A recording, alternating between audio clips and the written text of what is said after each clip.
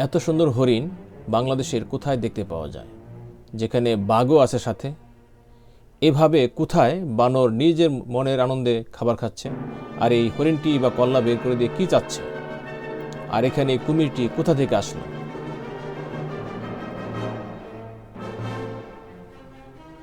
আর এই হরিণগুলি ভয়ার্ত দৃষ্টিতে তাকিয়ে আছে কেন? কি দেখছে তারা? আর এমন সবুজ বৃক্ষরাজি বাংলাদেশের কোথায় দেখতে পাওয়া যায়? এ সকল প্রশ্নের উত্তর জানতে চাইলে অবশ্যই আপনাকে এই ভিডিওটি পুরোপুরি দেখতে হবে।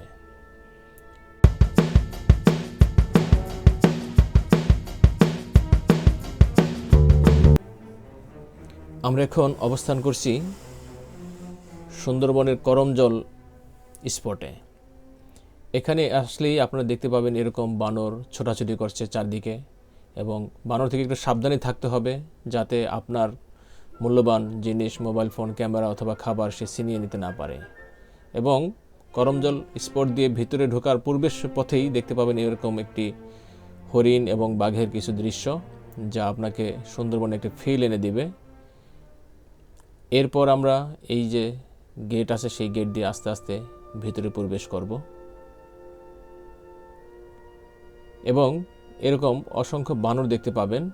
দেখুন, একটি বানর সে গাছে বসে মনের আনন্দে খাবার খাচ্ছে। কি সুন্দর, সে তার কোনো ভয় নেই। এবং তা থেকে একটু সামনে যখন আগাবেন তখনই দেখতে পাবেন এমন কিছু হরিণ। এই হরিণগুলি ঘাস খাওয়ার জন্য দেখুন মাথা বাইরে বের করে দিয়েছে, এদের কোনো ভয় নেই। এই দেখুন পাশেই আপনার ঘাস কিনতে পারবেন, সেখান থেকে 10 টাকা দিয়ে ঘাস কিনে সেই ঘাসগুলি আপনি হরিণকে খাওয়াতে পারবেন। আমি প্রথম এই হরিণের গায়ে হাত দিয়েছি আমার জীবনে, একদম আমার কখনোই আমি হরিণ দেখেছি কিন্তু হরিণকে কাছে থেকে স্পর্শ করতে পারিনি। আর এই যে দেখতে পাচ্ছেন এই হরিণটি ঘাস খাওয়ার জন্য কতটা উদগ্রীব। এখানে শুধু একটি হরিণ নয়, আরও অনেকগুলি হরিণ আছে। এই হরিণগুলোকে ডাকলেই কাছে পাবেন, আপনি এখানে গিয়ে ঘাস কিনে ঘাস খাওয়াতে পারবেন, হরিণের কাছে গিয়ে ছবি তুলতে পারবেন, হরিণকে ধরতে পারবেন, স্পর্শ করতে পারবেন। এই দেখুন এখানে এক ঝাঁক হরিণ, দূরে একটি টিনশিট রাখা, টিনশিট সেখানে আছে। এরপর যখন সামনে আগাবেন আপনারা এই হরিণগুলিকে ঘাস খাওয়ানোর দৃশ্য দেখে সত্যি মুগ্ধ হয়ে যাবেন। আপনাদের বলে দিচ্ছি, করমজল সুন্দরবনের অন্যতম জনপ্রিয় পর্যটন স্পট, যা মূলত ইকো ট্যুরিজম কেন্দ্র হিসেবে পরিচিত। এটি বাংলাদেশের খুলনা জেলার দাকোপা উপজেলায় অবস্থিত এবং মংলা বন্দর থেকে খুব কাছেই রয়েছে। এটি সুন্দরবনের পূর্বের দ্বার হিসেবেও পরিচিত। করমজলে ঢুকলেই দেখা মেলে ম্যানগ্রোভ বন, নানা প্রজাতির গাছপালা এবং বিস্তীর্ণ জলাভূমি। এখানে দেখতে পাবেন চিত্রা হরিণের অভয়ারণ্য, কুমির প্রজনন কেন্দ্র, বানর, উট, বিড়াল সহ বিভিন্ন বন্য প্রাণী, বিভিন্ন প্রজাতির পাখি। আমরা এই হরিণগুলি দেখে সেখান থেকে একটু সামনে এগিয়েছি এবং তখনই মনে পড়লো যে আমরা ঘাস কিনে সেই হরিণের কিছু ছবি আমরা নিজেরা তুলব। তাই আমরা নিজেরাও কিছু ঘাস কিনে নিয়ে আসলাম এবং কিনে নিয়ে এসে সেই হরিণকে খাওয়ালাম, এবং সেই হরিণকে ঘাস খাইয়ে খাইয়ে আমরাও কিছু ছবি তুললাম এবং কিছু ভিডিও ধারণ করেছি। এখানে কিভাবে আসবেন? এই করমজল স্পটে আসতে হলে আপনাকে অবশ্যই মংলা দিয়ে পশুর নদী দিয়ে আসতে হবে। আমি আগের ভিডিওতে দেখিয়েছি যে কিভাবে আমরা এখানে এসেছি, সেই বর্ণনা দিয়েছি। আপনারা মংলা থেকে ট্রলার ভাড়া করে এই করমজল স্পটে আসতে পারবেন। এখানে 2-3 ঘন্টা থেকে আবার এখান থেকে চলে যেতে পারবেন। এখানে আসলে অবশ্যই আপনাকে টিকিট নিতে হবে। আমরা সেই টিকিটের দাম কত সেই বিস্তারিত আমরা এই ভিডিওর শেষ অংশে আপনাদেরকে জানাবো। এই দেখুন, এই যে একটি বাচ্চা হরিণ, একটি মাঝারি বয়সের হরিণ, এরা সবাই আসছে এখানে তাদের ঘাস খাওয়ার জন্য। এবং আমরা দেখতে পাচ্ছি ওই যে আরেকটি হরিণ হাঁটি হাঁটি পা পা করে সামনের দিকে এগিয়ে আসছে, সেও হয়তো ঘাস খাবে। এবং দূরে দেখতে পাচ্ছি আরও কিছু হরিণ। এই হরিণগুলি এখানে প্রতিনিয়ত যে পর্যটকরা আসে সেই পর্যটকদের কাছ থেকে ঘাস খায়, এবং সেই ঘাস খাওয়ার লোভেই তারা এখানে ছুটে আসে। আর যারা দূর দূরান্ত থেকে আসে এই হরিণ দেখতে, তারা খুব কাছে থেকে এই হরিণগুলি দেখতে পায়। এবং এই নয়নাভিরাম দৃশ্য আমাদের চোখ জুড়িয়ে যায়। এই দেখুন একটি শিং আলা হরিণ, বড় একটি হরিণ এখানে এসেছে। আপনি হরিণকে একদম কাছে থেকে আদর করতে পারবেন, ঘাস খাওয়াতে পারবেন, ছবি তুলতে পারবেন, ভিডিও করতে পারবেন এবং সুন্দরবনের সেই বনের যে হরিণ সেই একটি ফিল আপনি এখানে পাবেন। এটুকু বলে রাখি, এই সুন্দরবনের এই স্পটে কিন্তু আপনি যে বনে যে হরিণ দেখতে পাওয়া যায় সেই দৃশ্য হয়তো আপনি দেখতে পাবেন না, কিন্তু এই যে হরিণের অভয়ারণ্য এখানে আপনি অনেকগুলো হরিণ দেখে সেই শখ আপনার কিছুটা হলেও পূরণ হবে, হরিণ দেখার শখ। এবং এই দেখেন কুমিরের প্রজনন কেন্দ্র, এখানে কিছু বাচ্চা কুমির রাখা দেখতে পাচ্ছি আমরা। এখানে অনেকগুলি বাচ্চা কুমির আছে। এই কুমিরগুলি দেখলে আমার মনে হয় যেন কুমিরগুলি মরেই গেছে। সুন্দরবনে এই করমজল স্পটে এরকম কুমির আপনি দেখতে পাবেন। এখানে দেখুন উৎসুক হরিণগুলি তাকিয়ে আছে ঘাস খাওয়ার জন্য। একজন ব্যক্তি এই ভিতরে গিয়ে সে এই হরিণকে কিছু ঘাস দিয়ে আসছে এবং কিছু ভিডিও ধারণ করবে, যার জন্য এই হরিণগুলি উৎসুক দৃষ্টিতে তাকিয়ে আছে এখানে মানুষ কেন আসলো এই জন্য। এবং হরিণগুলি আস্তে আস্তে ওইদিকে চলে যাচ্ছে এবং এই দেখুন একটি কি সুন্দর একটি পাখি এখানে রাখা আছে। এই পাখিটি এখানে বন্দিশালার মতো, সে এখান থেকে চাইলেই বের হতে পারছে না। এবং আমরা আরেকটু হাঁটতে হাঁটতে তখন চলে যাচ্ছি, সামনে একটি ওয়াচ টাওয়ার আছে, সেই ওয়াচ টাওয়ার আমরা উঠব। সেই ওয়াচ টাওয়ার উঠে আমরা চারপাশের যে সুন্দরবনের যে প্রাকৃতিক দৃশ্য সেগুলি আমরা দেখব। সুন্দরবনের বিপন্ন প্রজাতির কুমির সংরক্ষণের জন্য এখানে সরকারি উদ্যোগে একটি কুমির প্রজনন কেন্দ্র গড়ে তোলা হয়েছে। এখানে বাচ্চা কুমির থেকে শুরু করে বিশাল আকৃতির কুমির দেখা যায়। এই যে একটি খাল দেখতে পেয়েছেন আপনারা, এই খালটির ভিতরেও আমরা কুমির দেখতে পেয়েছি। সুন্দরবনের গভীর জঙ্গল ও বন্যপ্রাণী দেখার জন্য করমজলে একটি ওয়াচ টাওয়ার রয়েছে। এখান থেকে চারপাশের অপূর্ব সুন্দর প্রাকৃতিক দৃশ্য উপভোগ করা যায়। আমরা সেই ওয়াচ টাওয়ার থেকেই এই যে এই রকম নয়নাভিরাম সবুজ প্রকৃতির যে দৃশ্যটা আমরা ধারণ করেছি। এবং এই যে একটি খাল দেখতে পেয়েছেন, এই খালের ভিতরে আমরা একটি জলজান্ত বিশাল আকৃতির কুমিরকে দেখতে পেয়েছিলাম। সেই কুমিরটি সে ডাঙ্গায় উঠে শুয়ে আছে।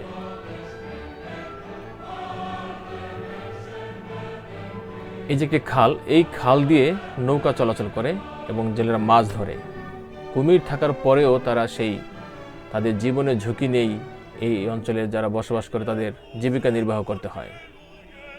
এই দেখুন সেই খালটি, যে খালটিতে আমরা একটি বিশাল আকৃতির কুমির দেখতে পেয়েছিলাম। এই হলো করমজল স্পটের ওয়াচ টাওয়ার। এই ওয়াচ টাওয়ারে যখন একদম চূড়ায় আপনি উঠবেন তখন মন চোখ জড়িয়ে যাবে আপনার এই সুন্দরবনের সবুজ প্রাকৃতিক দৃশ্য দেখে, যেখানে চারদিকে যেদিকে চোখ যাবে শুধু সবুজ আর সবুজ, যেন সবুজের সমারোহ। এই যেন একটি সবুজের পৃথিবী। মনে হবে যে বাংলার কোথাও হয়তো সমতল নেই, এরকম বনভূমি সব কিছু। আমরা ওয়াচ টাওয়ার থেকে নেমে আবার চলে আসলাম সেই কুমিরের প্রজনন কেন্দ্রতে। এখানেও আমরা কিছু ছোট বড় কুমিরকে দেখতে পেয়েছি। এই যে দেখুন কিছু ছোট ছোট কুমির, সেই কুমিরগুলি তারা এক একটা কুমির এমনভাবে শুয়ে আছে মনে হচ্ছে যেন এরা হয়তো মারাই গেছে অথবা জীবিত নেই, এরকম মনে হবে। সুন্দরবনের ভিতরে আমরা হাঁটছি একটু করে।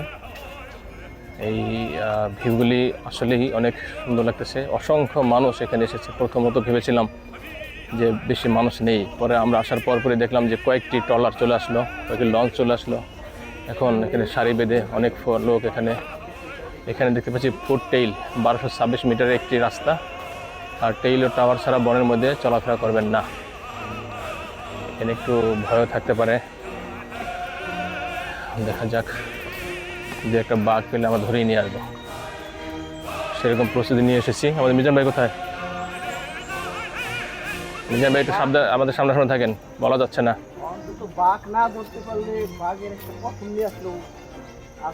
চারপাশ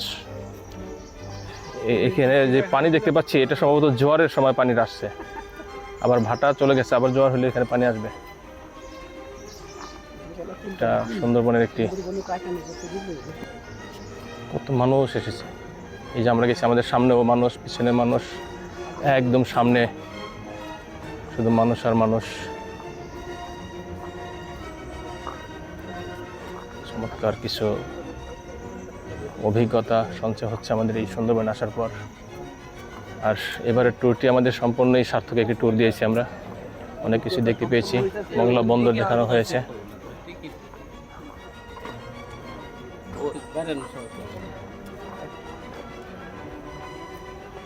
হাঁটতে হাঁটতে এই যে একটি স্রোত দেখতে পাচ্ছি, সামান্য একটি স্রোতের মতো পানি ওই দিক থেকে এদিকে আসতেছে। এখানে সম্ভবত জ্বর হইলে পুরোটাই।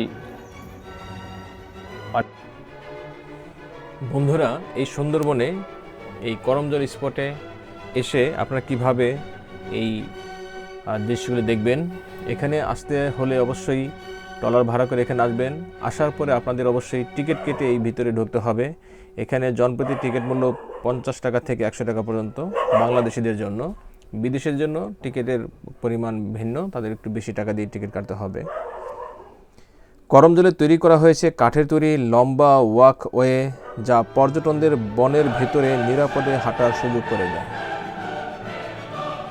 সুন্দরবনের নদী পথে সৌন্দর্য উপভোগ করতে চাইলে এখানে নৌকা ভ্রমণের সুযোগ রয়েছে। ঢাকার গাবতলী বা সায়দাবাদ থেকে বাসে করে খুলনা যেতে হবে। খুলনা থেকে মংলা বন্দর যেতে লোকাল বাস বা প্রাইভেট কার ব্যবহার করা হয়। মংলা থেকে স্পিডবোট বা ট্রলারে ভাড়া করে মাত্র 20 থেকে 30 মিনিটে করমজলে পৌঁছানো যায়। সুন্দরবনে ভ্রমণের জন্য সেরা সময় হলো শীতকাল, নভেম্বর থেকে মার্চ মাস পর্যন্ত। সুন্দরবনের অনন্য রূপ উপভোগ করা যায়, তবে বৃষ্টি ও নদীর জোয়ারের জন্য সতর্ক থাকতে হয়। এখানে সকাল 8টা থেকে বিকাল 5টা পর্যন্ত খোলা থাকে। এই যে দেখুন একটি ওয়াকওয়ে বা হাঁটার রাস্তা। এই হাঁটার রাস্তাটি অনেক বড়। এই হাঁটার রাস্তা দিয়ে যখন আমরা হাঁটতে শুরু করলাম তখন মনে হয়েছিল যে হয়তো বেশি যাত্রী নেই বা বেশি লোক সংখ্যা নেই, কিন্তু পরক্ষণে দেখলাম যে এখানে অসংখ্য লোক এই সুন্দরবনের এই স্পটে আসে এবং এই দৃশ্যগুলি দেখে। তখন আমরা হাঁটতে হাঁটতে আমাদের মনে হয়েছিল যে হয়তো একটু নিরিবিলি পেলে ভালো হতো। আমাদের সামনেও অসংখ্য মানুষ, পিছনেও অসংখ্য মানুষ। এমন নয় যে শুধু এখনই এই মানুষ, এই স্পটের এই মাথা থেকে ওই মাথা পর্যন্ত সারাক্ষণ এরকম মানুষ সবসময় থাকে। এখানে হাজার হাজার মানুষ ভ্রমণ করতে আসে। আমরা এই বিস্তারিত এই দৃশ্যের ভিডিওতে দেখাচ্ছি এবং এর পরবর্তী ভিডিওতে আপনাদের বাকি অংশ দেখাবো সুন্দরবনের কোথায় কী আছে এবং আর কি কি দেখতে পেয়েছি, সব বিস্তারিত নিয়ে আসবো আমরা সেই ভিডিওতে। আশা করি সেটিও দেখবেন।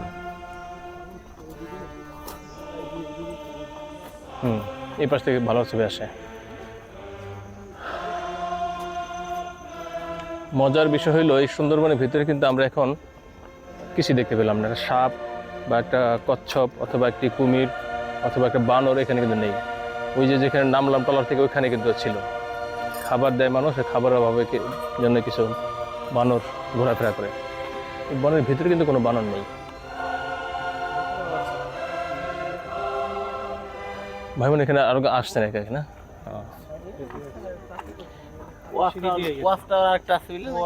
সামনে আরো আছে, সামনে ওয়াচ টাওয়ার আছে, ওই দিক দিয়ে যাওয়া যায়, বের হওয়ার রাস্তা।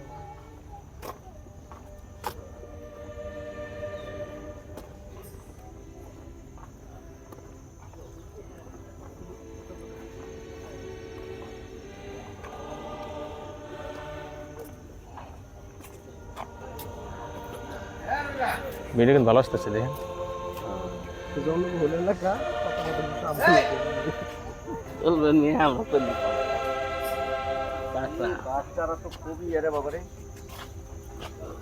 গ্রুপের সাথে থাকো। এই জোয়ার শুরু হয়ে গেল নাকি? পানি পানি দেখা যায়, জোয়ার শুরু হইলো।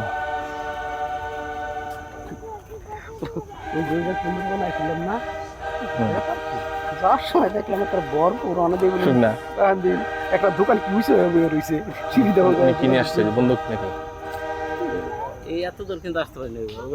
ওয়াচ টাওয়ার এটা দেখা যায় বিশাল।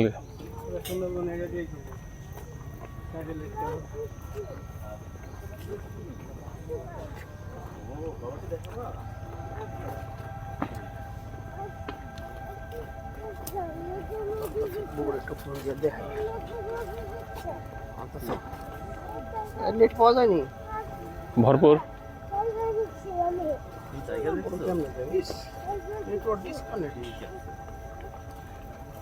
এই মুহূর্তে আমরা আছি নেটওয়ার্কের বাইরে।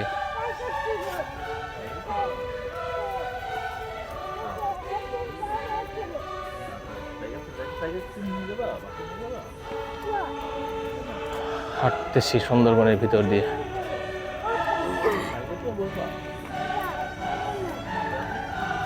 এগুলি নিরাপদ এলাকা, যার জন্য তো হানিফ সঙ্গে দেখলাম যে বন্দুক নিয়ে করতে এখানটা, সাথে দুজন গানম্যান নিয়ে।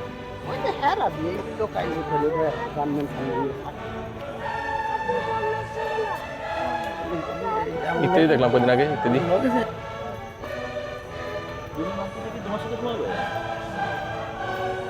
এই তো সামনে স্পেস আছে, ভালো স্পেস।